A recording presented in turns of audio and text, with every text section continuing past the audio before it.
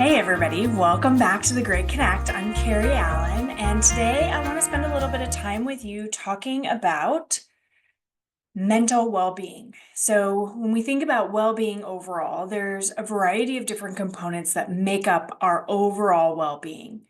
In a previous episode, we talked about our physical well-being, which I think most of us think about on a regular basis, at least. How much we're doing about it, questionable, but we are thinking about it. That's more the food we ingest, our exercise, right? Our physical body and how we're taking care of it. Now, when we think about mental well-being, what we need to switch our focus to is really the inside world rather than the outside world, right? Because we all live in our own little reality bubble or reality tunnel. There is a lot happening inside our world on a regular basis. And when we talk about our mental well-being, what we want to do is we want to tune into what is that dialogue that we are feeding to ourselves? Because truthfully, those stories or that dialogue that's happening is impacting the rest of our well-being. When we think about mental well-being, that what's that voice that you hear in your head that's telling you things? So for me personally, there's lots of different patterns or situations that arise where I need to tune into that voice because you know what? It's actually telling me stuff that I would never say to anybody else, nor would I actually want to say to myself because I'm truly an optimist. And so I can really forget that that optimism should be reflected inside as well. And so my internal voice or my inside voice is one that I've spent a lot of time tuning into. What am I saying to myself? What are the stories that I'm perpetuating? What am I allowing myself to feed off of? Because as a people pleaser, I am and a perfectionist. I am a lot of time thinking about, am I good enough? Have I done enough? Am I worthy of this? And that little voice can tell me, no, I'm not, like a lot. And I can fall into that trap of listening to it and believing it, right? Because we believe what we hear. And if we're telling ourselves over and over and over and over again that we're not good enough, that we're not worthy, that we're bad, any of those things, we start to believe it. And then it actually starts to manifest in our physical world, right? It's how we then talk to others. It's how we expect others to react to us. It's everything from a physical perspective. I actually feel a lot of my self-talk manifest in my body in a way that I can notice that perhaps that voice has gone off the rail and maybe I should figure out where that's happening. I actually have a lot in my left shoulder that comes up from fears or um, unworthiness, etc., that voice can perpetuate for me. And so sometimes when I physically feel it, I have to tune into why is that physically happening? Because our physical manifestations aren't always, oh, I lifted something and it was heavy. Instead, it can be, what are we feeding ourselves? And is that creating this dis-ease in our body because it's screaming at you that basically you're telling it it's bad or it's unworthy, right? So our physical manifestation of our mental well-being is very interconnected. A lot of times our mental well-being actually comes down to the boundaries that we set, right? What are we experiencing and how are we drawing that boundary for ourselves? So I want you to really tune into what is that voice saying to you? I can stand at the kitchen counter doing dishes, and it has taken me a long time to start to tune into that voice faster than I was tuning into it before.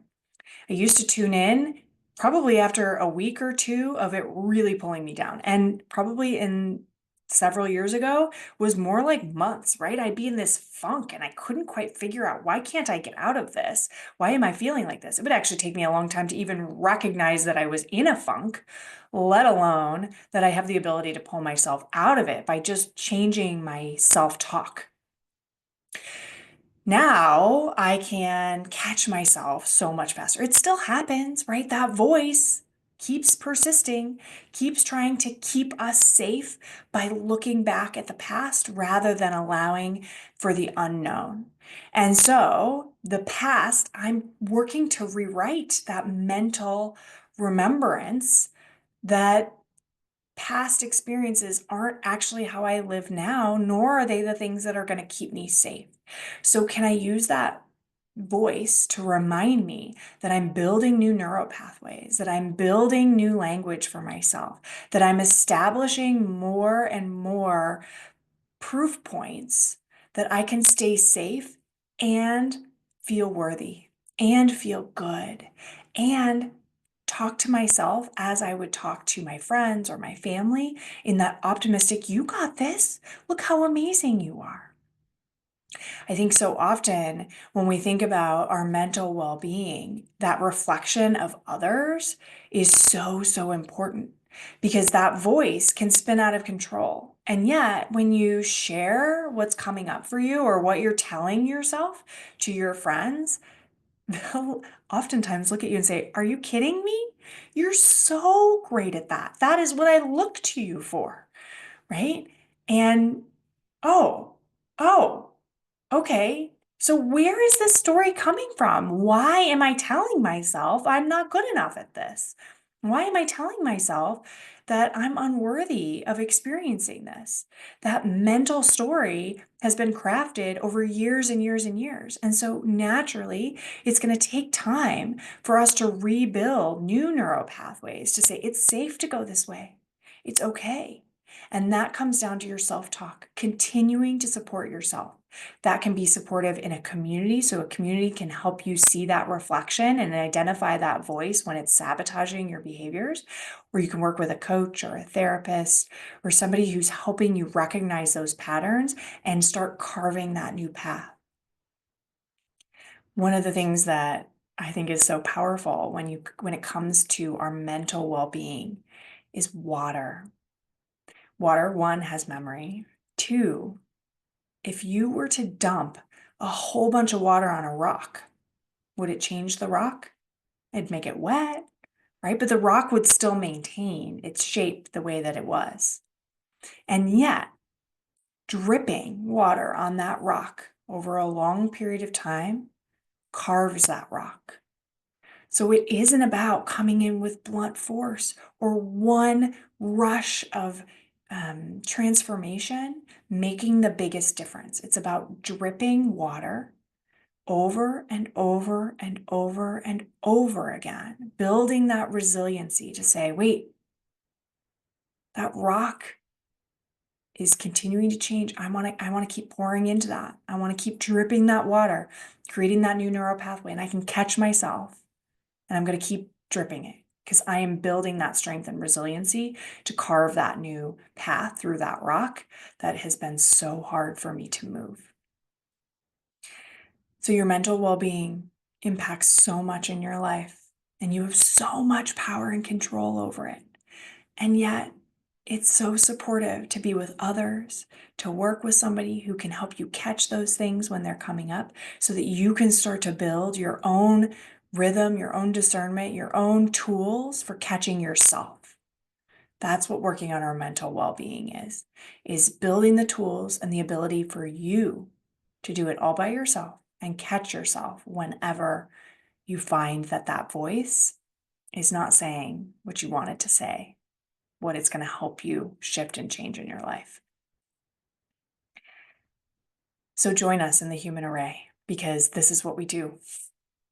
We talk about that moment where, oh my gosh, I was doing dishes the other day and all of a sudden I slipped into this full on victim mode, right? Like nobody else does the dishes. Why am I the only one? And it's so unfair that I'm the one that's standing here late at night doing these dishes and blah, blah, blah, blah, blah. What would have been something that would have perpetuated and built into a extreme victim mentality mode for probably days or weeks, I caught and I said, whoa, how did I just slip into being a victim in this situation?